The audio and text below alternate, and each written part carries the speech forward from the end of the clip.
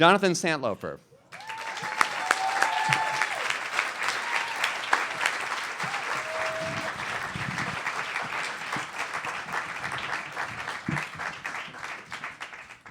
Hi. I've always considered myself lucky. I had dreamed of being an artist from the time I was a little kid, and this was a fabricated dream because I had no idea what that meant. But I sort of put it into action, and I went to art school and graduate art school and came out with a degree in painting and rented a place in Hoboken. This is long before Hoboken was fashionable. The way I can tell you this is I rented this place, which was a little building attached to Pablo's towing station, and the rats were bigger than my cat. And this is true. I had never seen, the first rat I saw was dead, and it still terrified me. There was good and bad news about Hoboken. One of the bad things was that it was very difficult to get curators and art dealers to come to see your work, of course. But when you got them, they were trapped. And this is what happened. I somehow persuaded a Whitney Museum curator to come to my studio, and she did. And she came after dinner, after work, and she was starving. So I cooked dinner for her, and we drank a bottle of wine. And sometime around midnight, she said, "I'm going to put you in a show." I don't know if it was the dinner or the hour or the wine or what it was. And she did. It was an incredibly lucky stroke. So I was in this show. And from that, because everything is contextual, especially in New York, I got a gallery. And then I was having shows, and then I was being reviewed, and then I was selling my work. And I was living this dream that I had absolutely no idea what the dream really was, but it was great. It was I was more amazed probably than anyone. In 1989, I'll tell you how lucky I was. I had a show in L.A. It sounds like I'm really bragging, but I had a show in L.A. and I had a show in New York, and that work was going to come together and go to a show in Chicago. And it was planned, and the gallery in Chicago was very big. I didn't want this show, I should say. I just didn't want it for many reasons, and I kept putting it off and changing the date. In any case, it was happening. And the gallery dealer in Chicago said to me that he wanted my newest paintings. He didn't want paintings that had sort of been used and somehow soiled in LA and New York. But so I said, okay. I had 5 or 6 paintings in my studio that were wet and just finished. And my assistant and I made crates. You've probably seen artists know this. You make crates with an airspace so that the paint doesn't smudge. They were wet paintings. And so I sent them off. This was 5 years of work coming from LA and New York and my studio. And I went to Chicago. I flew into Chicago for the opening, and it was snowing when the plane touched down. And by the time my opening happened, by the time it was coming to be, it was a major snowstorm. So there were me, the gallery dealer, his wife, and a couple of other people, and it was a really jolly night. We were sitting around, 5,000 square feet, 5 years of work. It's nobody there. So it was already not my dream opening, and I couldn't wait to get out of Chicago. I wanted to leave the next morning, but the airport was snowed in, so I didn't get to leave until late in the day.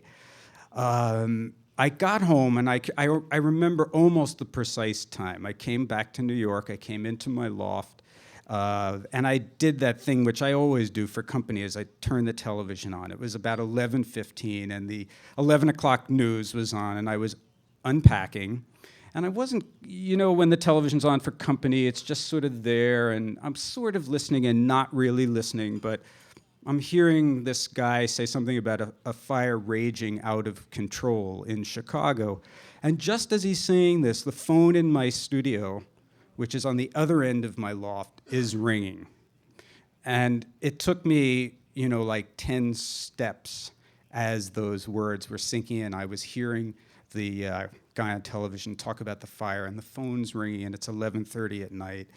And so by the time I picked up the phone, I knew it. And indeed, it was my dealer in Chicago who was crying, standing in front of the gallery building burning down. And there was this moment where I could hear the sirens on television and the sirens through the phone. It was like stereo. And I actually don't remember anything past the news of the fire on the phone. What I remember was looking up at the walls of my studio, and all painters know this. You know when you make a painting, how paint splashes around the edges and you create ghosts? I had not a single painting in my studio. I had ghosts everywhere, you know, edges of paintings. I did shaped paintings, so they were these Baroque shapes and white spaces. So I kind of stood there looking at them, and I don't remember if I said goodbye or what I did. I don't remember the rest of the night. I went to sleep. I know I went to sleep because I was awakened in the morning by another phone call, and it was a reporter from the Chicago newspaper, and he said, "So what does it feel like to lose 5 years of work?" That's not the bad part. The bad part is what I said. I don't know where it came from. I said, this is true. I said, "I want it to be hot in Chicago, but not the toast of the town."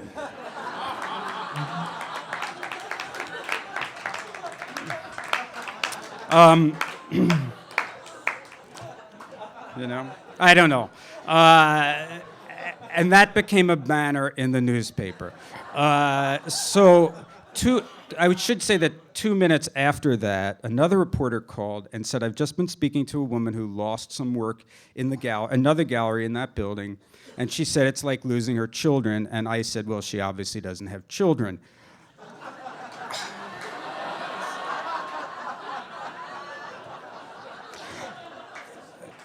She sent me, and this is true, she sent me hate mail for a year. But I didn't mean to be a smartass. I didn't mean to be callous. These were just things that fell out of my mouth. I was kind of numb. About 3 or 4 days later, I got 2 FedEx packages delivered at the same time. And the first one I opened up was from my friend in Chicago, and he had sent me a video. I put it in the television. And the video, what he had thought I would want to see, and I've never really figured this out, he had filmed every news station of the fire so that it was 15 minutes of the building up, down, you know. And I'm watching this, and I open the second FedEx package. You all should have friends like this, right?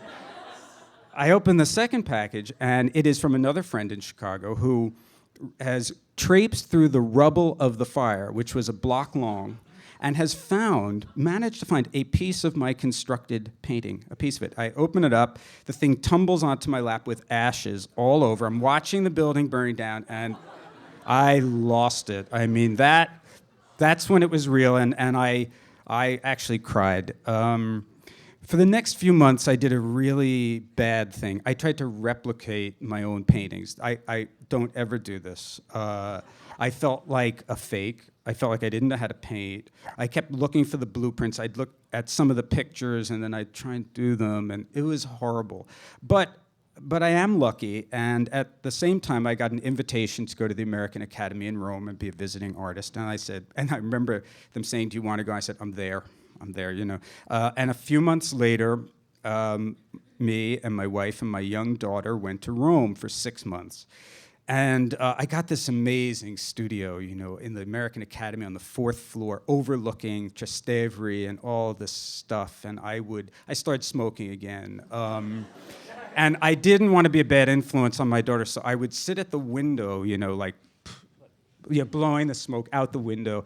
I drank coffee, and Rome is like the best place to be depressed. I mean, and every morning I would go to church and look at paintings. And what I started doing was making replications of Renaissance masters. I'd never done this in art school. I always thought it was really a ridiculous thing to do. But I started doing these elaborate drawings, and I would work on them for 3 or 4 days, sometimes a week. And at the end of that week or 3 days or 4 days, I'd rip them up.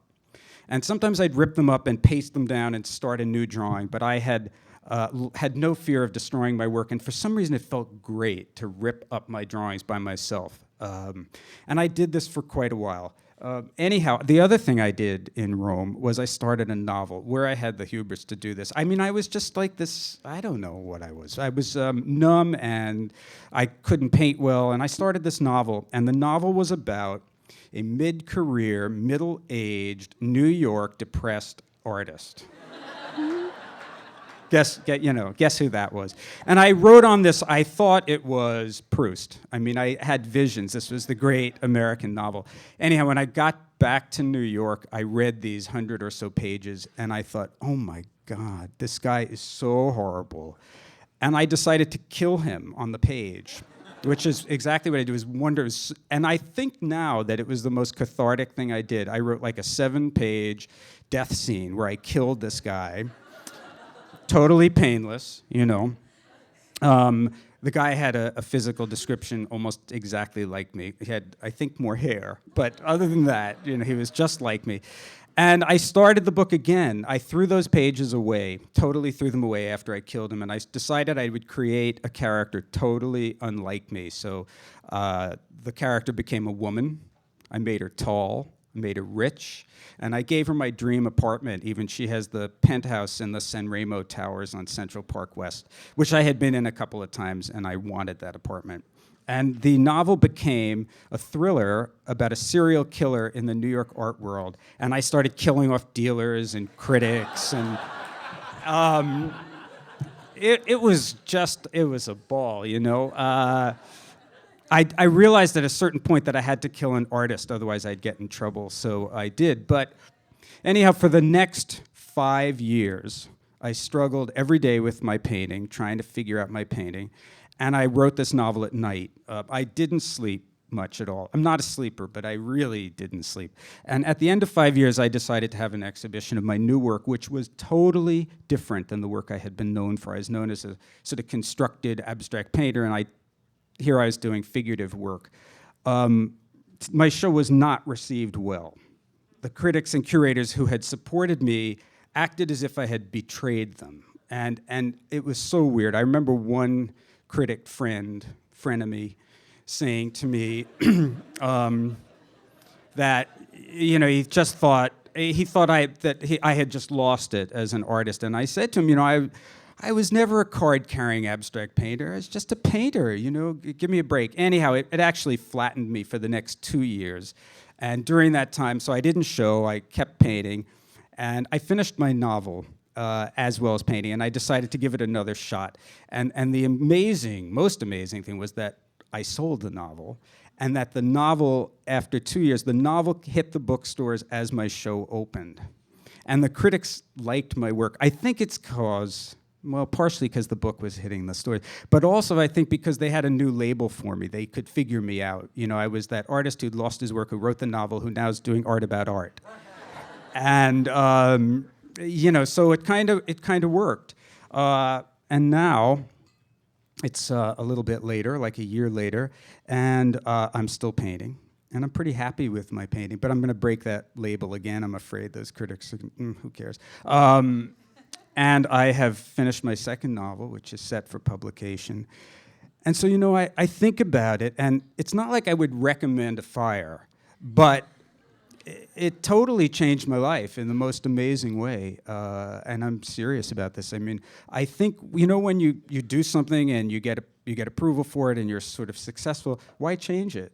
I would have been making those paintings forever. I would have, I think, just been doing that. And instead, I got a second art career. Not as good, but I got a second art career.